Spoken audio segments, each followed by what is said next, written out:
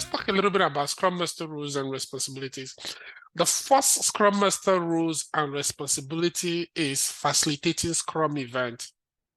The Scrum Master is responsible for scheduling and facilitating all the Scrum events. That include your sprint planning, your daily stand-up, your sprint review, and your sprint retrospective.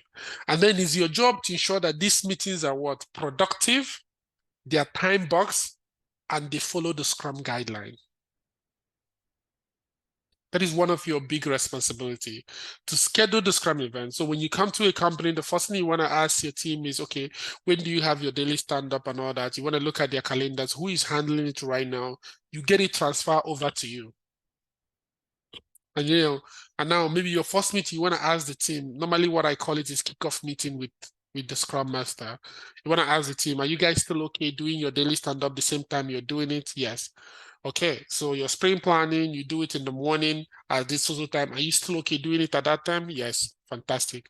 Your sprint retrospective, I see that you guys don't have refinement. Have you done refinement before? No. Okay. We're going to try refinement because I want to show you guys how we can be able to do refinement once every 2 weeks to be able to plan for our sprint planning. You just tell them refinement is more of pre-sprint planning so that we don't spend too much time in sprint planning. It will help us really plan well. The team will be like, okay, yeah, that's good. Let's try it. Okay, when is the right time for us to have it? Oh, yeah, he said, I prefer us to have it the same day we're having like if your sprint plan is always Wednesday, so every other Wednesday, then the other Wednesday, let's have it data. You suggest all these things. Okay, 1 hour is good. Let's try 1 hour. And then if we need more time, we can talk about it. You schedule these meetings as recurring so that you don't need to be bothering anybody with those meetings again. It's already in their calendar and sealed, and they can't book any meeting because those meetings are very important, right? So that is one of your the most important responsibility. The second thing that or responsibility is coaching the Scrum team. The Scrum Master, you coaches the development team on how to work in a self-organizing and cross-functional manner. So this by you will encourage them to collaborate. If you notice that they always run to this one team member all the time to ask questions to, he's like their bottleneck. He's like everything to them. You want to be able to, sometimes you want to say, team, we're going to do pairing in this sprint. Can you pair with someone, to learn from them? Who do you want to learn from? What do you want to learn in this sprint? That way, that person will share his knowledge and not hold all the knowledge. And then when he leaves, your team is scattered. If you get another job somewhere, the team is done. So you don't want them to become a bottleneck. So it's really important for you to make sure that you encourages them to collaborate, and then you want to be able to support their skill development. If you notice that a team member is struggling, you want to have one-on-one and see if you can encourage them to go, maybe take a course, and come back. It's important. They can take it as their effort. It will be on their sprint that they're taking a course. Maybe it's 5-story point that he's taking a course. So that way he's not taking much work because he's going to focus on his course for maybe is a 2-day course, is a 3-day course, right? So those, we call it continuous improvement feature. So the story will be under that continuous improvement. Okay. So you want to help the teams to become more effective over time, right? Because you're looking at the metrics, seeing where the teams are struggling. Are we getting a lot of scope creep? What is scope creep? Scope creep is work that comes in after you start the sprint. You know how you commit, let's say you commit for 4-story points, or you commit for 4 stories, okay, into a sprint, and then you start a sprint and the stakeholder comes in, or the product owner comes in and say, oh, there's a work that just coming from the stakeholder and they need us to do this work now. Now it becomes a scope creep. Now you have to stop some of the things you're doing to do that. Now, if you notice that in your metrics all the time, is either something is happening, is either that there is vacuum of communication between you and the stakeholders. So you need to make sure that you create that you need to make sure you create that environment of communication, link of communication, so that the stakeholders can communicate their needs before you start your sprint. Okay, so that you don't start your sprint and needs are coming in, and then you find out that the stories that you committed, you didn't even work on it, you just work on something different at the end of the sprint. So you didn't even meet your sprint goal all the time. So that is not a good thing. So you need to help your team make them efficient over time. Look at their metrics, see where they're lacking behind, and see, okay, what can I do to help my teams? You're gonna be thinking those things. How can I help this team to succeed in this part? How can I help them to succeed in this part they're struggling? That's what makes you a great Scrum Master. There are Scrum Masters that are being paid out there, they do nothing, literally. It's just all this come to the meeting. Okay, team, plan your sprint. Just remember, don't go over don't go over your capacity. That's it. And the team will plan their sprints. Come to daily stand-up. Here you go, team. Come to just schedule meeting and just come do nothing. I'm telling you. But like I'm teaching you to become a great Scrum Master. So just letting you know that all these things are things that make you great Scrum Master. Okay. So the number 3 of your responsibility is removing impediments. You know, a Scrum Master, you actively identifies and remove obstacles. One of the obstacles that I just talked about is noticing that one team member knows it all and nobody else knows it. They always come to him to ask questions. Those are obstacles. You need to make sure that you solve it, you remove it, right? Impediment that could hinder the progress of the team. So anything that will hinder the progress that you see, you want to talk about it. I want to talk about it with the team, plan on how to solve it. If your team have conflict, you need to be able to resolve those conflicts, have one-on-one, understand the root cause of the conflict, bring them together, make sure, they compromise with each other and be able to work together. We don't have to be friends, but we have to work together as a team, right? So, and then you want to work to create a conducive environment for your team to achieve their sprint goal. It's important to create a safe place. If I'm here now and this meeting, you're tense, then I'm not creating a safe space for you. I want, as a Scrum Master, I want to come with that dynamo in a way that I will come and you don't feel like you're being pressured. You don't feel like you're on a spotlight. You don't feel bothered. If you see when I came, I was like, you don't need to turn on your camera. You don't need to do all these things. There is some team that company has policies that if you're working from home, you need to turn on your camera. That's different. But I'm just saying, create that environment for you to be free.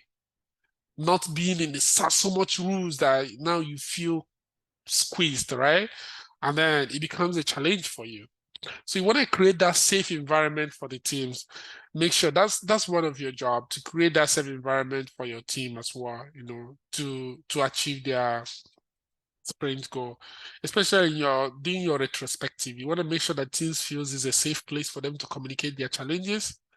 And when team members communicate their challenges or what they're facing, you don't need to bash them, even though you feel like, oh, what they're saying is like, how, oh, there's a lot of meeting every time there's daily stand-up. We should do daily stand-up once a week. Why are we doing it 5 times in a week? Why are we doing sprint planning? Why, those things, but those are Scrum guide. If the company wants to adopt Scrum, they have to follow those guidelines, right? So there's a way you communicate it by explaining to them the benefit of those meetings. Team, I definitely understand that this is taking your time, but you need to understand the benefit of this meeting. If we don't meet each other every week, we may be missing a lot of things. We communicate, we collaborate in the morning, we sync together in achieving our sprint goal. You explain the benefit of each of those events to make sure that the team member understands, right? Okay. Another of your job is, promoting the Scrum principles. Like those things we talk about, like the time boxing, you act as a champion for Scrum within the organization. So you're a champion, you help the stakeholders, the managers and the team members to understand and embrace Scrum principles and practices. Remember when I tell you that when you notice that you're the manager of your teams, because the manager of your development team may not be your manager. Your manager may be an agile manager, maybe a manager in agile delivery, right? So, and their own manager is a software manager, right? So if you notice the interfering too much, your job is to coach the manager, have a one-on-one and kind of make them understand that these are self-organized team. They make their own decisions and they will achieve success more if they are not being interrupted and being trying to force them to do more than what they can handle their capacity. It's not going to be good for the team. So those things, that's your job, to explain to them what Agile is all about, right? So it's your job to explain that. It's part of your roles. Other roles is for you to facilitate collaboration. You foster collaboration and open culture within the team. You help the team improve their communication between team members and stakeholders. Remember when I talked about creating that environment for the team to be able to communicate to stakeholders. If there is a stakeholder that is really interested in your project, why not create a meeting, weekly update? You just have 30 minutes with the stakeholder and update them what you guys have worked on this week and what you've achieved, or the past week, what you've achieved so far, and result, milestones, challenges, action items. So foster that collaboration. If you have a vendor, when I talk about a vendor, is that sometimes you work a team that has a partner from another company that they have to work together because that company provide your company services and your team work with that vendor. So now sometimes you need to foster those collaboration between your team and the vendor, right? So those important. If you need every week meeting, you can call it status update meeting, and they all come together and they discuss what has happened in the week, what challenges have we had. As a team, see, a Scrum Master, your life is easy, but you just need to understand what you need to do. Just those meetings, make sure that it's communication. There is no missing link of communication. That's just your job. No missing link. Anywhere you suspect missing link communication, create communication out of it. Make sure that teams are communicating and everybody is getting what they need to do and understanding, because when those things are not happening, there will be a lot of things missed. Oh, we didn't know we're supposed to do this. Oh, nobody told us. Oh, and make sure somebody lead.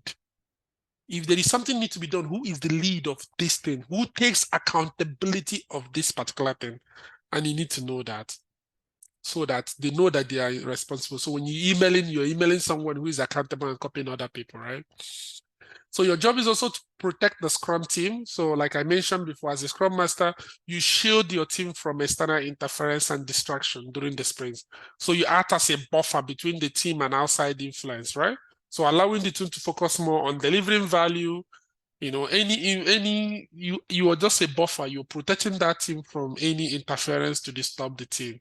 If the stakeholder, product owner is bringing story into the sprint, you want to make sure you ask the team, okay, how important is this? You're gonna ask the stakeholder or the product owner, how important is it?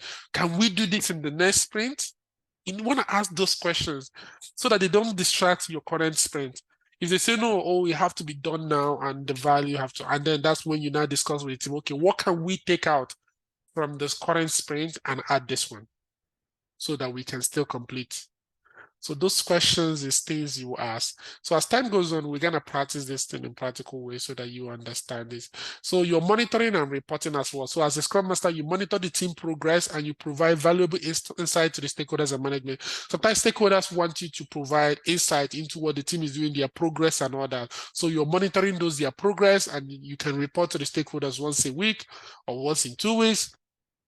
Right? So you ensure that the Scrum artifacts, such as like the product backlog, the sprint backlog, and the burn charts are visible and also up to date, right? So you want to make sure that your product backlog is visible to the stakeholders, your sprint backlog is visible, your burn chart, so the burn chart is on in the Jira as well. You can just copy it and make sure they see how the teams are doing as well. So I will explain all these matrices when we come to the matrices. We talk about it more. Okay.